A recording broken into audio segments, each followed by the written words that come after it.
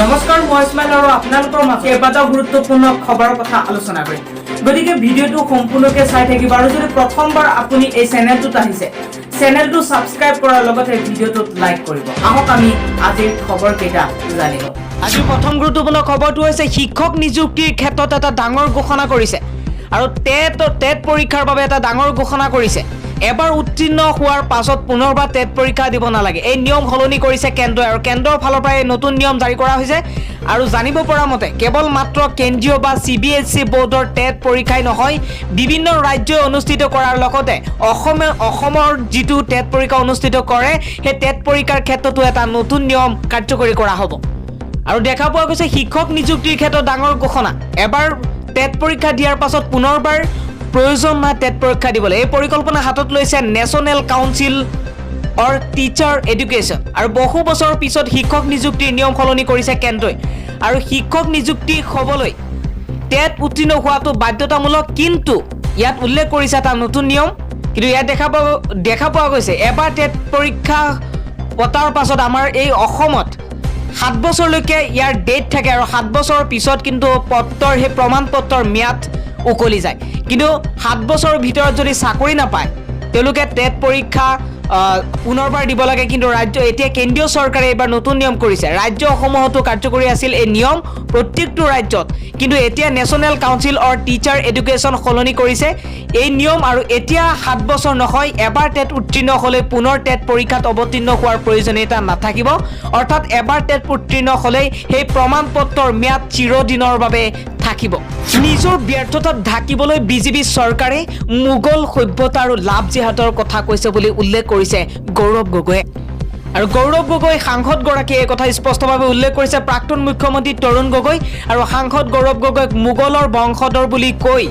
বিজেপিয়ে সমগ্ৰ আহোম সম্প্ৰদায়ক অপমান কৰিছে বুলি গুৰুতৰ অভিযোগ কৰে সাংসদ গৌৰৱ গগৈয়ে 2021ত অসমত অসমীয়াৰ জয় হ'ব আৰু ৰাজ্যত কংগ্ৰেছৰ নেতৃত্বত চৰকাৰ হ'ব বুলি দৃঢ় মত পোষণ কৰে সাংসদ গৌৰৱ গগৈয়ে আগন্তুক বিধানসভা নিৰ্বাচনত নাগৰিকত্ব সংশোধনী আইন অন্যতম ইস্যু হ'ব আগন্তুক বিধানসভা নিৰ্বাচনত নাগৰিকত্ব সংশোধনী আইন অন্যতম ইস্যু হ'ব বুলি মন্তব্য কৰিছে সদৌ অসম ছাত্ৰ সন্থাৰ সাধাৰণ সম্পাদক লুৰিণজ্যোতি গগৈয়ে লুৰিণৰ মতে অসমীয়াৰ অস্তিত্বৰ বাবে গুৰুত্বপূৰ্ণ হ'ব আগন্তুক নিৰ্বাচন গতিকে জনসাধাৰণে চাই চিতিহে বা যিসকল যোগ্য তেওঁলোকক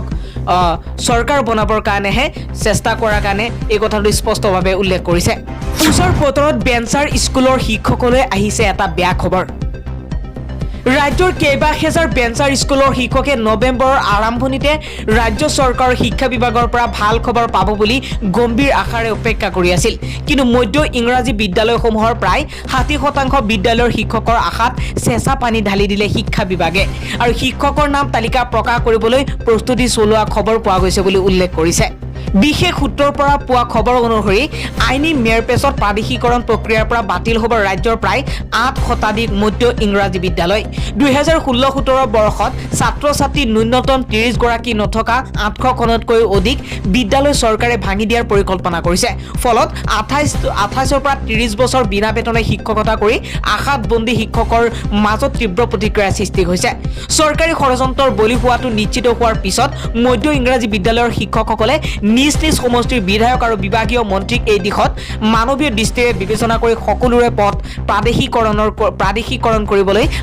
নিবেদন কৰিছে উল্লেখযোগ্য যে সোণোৱাল নেতৃত্বাধীন চৰকাৰে বিদ্যালয়সমূহ প্ৰাদেশিকৰণ কৰাটো অন্যতম প্ৰতিশ্ৰুতি আছিল কিন্তু শাসনৰ গাদীত বহি পূৰ্বে দিয়া প্ৰতিশ্ৰুতি কিয় পাহৰি গৈছে এই সৰ্বানন্দ সোণোৱালৰ অসম চৰকাৰে দিল্লীৰ মুখ্যমন্ত্ৰী অৰবিন্দ কেজৰিৱালৰ এটা কথা বিনামূলীয়া কোভিড ভেকচিন সকলো ভাৰতীয়ৰ অধিকাৰ এই কথাটো স্পষ্টভাৱে এইকাৰণে কৈছে কাৰণ বৰ্তমান সময়ত বহুত চৰ্চিত হৈ আছে দিল্লীৰ মুখ্যমন্ত্ৰী অৰবিন্দ কেজৰিৱাল দিল্লীৰ মুখ্যমন্ত্ৰী অৰবিন্দ কেজৰিৱালে সমগ্ৰ দেশতে বিনামূলীয়া কৰোনা ভেকচিন বিষয়টো পুনৰ উত্থাপন কৰিছে শনিবাৰে ইয়াত শ্ৰীৰামপুৰ উৰণীয়া সেতুৰ উন্মোচন কৰি কেজৰিৱালে কয় প্ৰত্যেক ভাৰতীয়ৰে বিনামূলীয়া ভেকচিন লাভ কৰাৰ অধিকাৰ আছে কিয়নো কৰোনাৰ বাবে সকলো মানুহেই সমস্যাত পৰিছে কেজৰিৱালে লগতে কয় যে পিয়াজৰ দাম বৃদ্ধিক লৈ যি পদক্ষেপ গ্ৰহণ কৰিব লাগে তেওঁ সেয়া কৰিব সমগ্ৰ দেশতে পিয়াজৰ যি দাম বৃদ্ধি পাইছে কেন্দ্ৰীয় চৰকাৰে তাক হস্তক্ষেপ কৰিব লাগে যাতে সাধাৰণ দেশৰ ভিতৰত যাতে বস্তুৰ মূল্য বৃদ্ধি চৰকাৰে নিয়ন্ত্ৰণ কৰিব পাৰে বুলি মন্তব্য উল্লেখ কৰিছে এইবাৰ হাগ্ৰামা মহিলাৰে BTC নিৰ্বাচনত একক সংখ্যাগৰিষ্ঠতা লাভ কৰিব দেৱী দুৰ্গাৰ আশীৰ্বাদ বিচাৰি আজি মহা অষ্টমীৰ দিনাখন মণ্ডপে মণ্ডপে ঘূৰি দেৱী দুৰ্গাৰ শ্ৰী চৰণত আশীৰ্বাদ লৈছে BPFৰ সভাপতি তথা BTCৰ প্ৰাক্তন মুখ্য কাৰ্যবাহী হাগ্ৰামা মহিলাৰে কোকৰাঝাৰৰ সদৰ চহৰত থকা দেৱী দুৰ্গাৰ 10টা মণ্ডপত আজি মহা অষ্টমীৰ দিনাখন সতীৰ্থ তথা BTCৰ প্ৰাক্তন কাৰ্যবাহী সদস্যক্ৰমে ধনেশ্বৰ গয়াৰী আৰু লগতে ৰাজীৱ ব্ৰহ্মক লৈ হাগ্ৰামা মহিলাৰে পৰিভ্ৰমণ কৰি দেৱী দুৰ্গাৰ আশীৰ্বাদ বিচাৰি আছে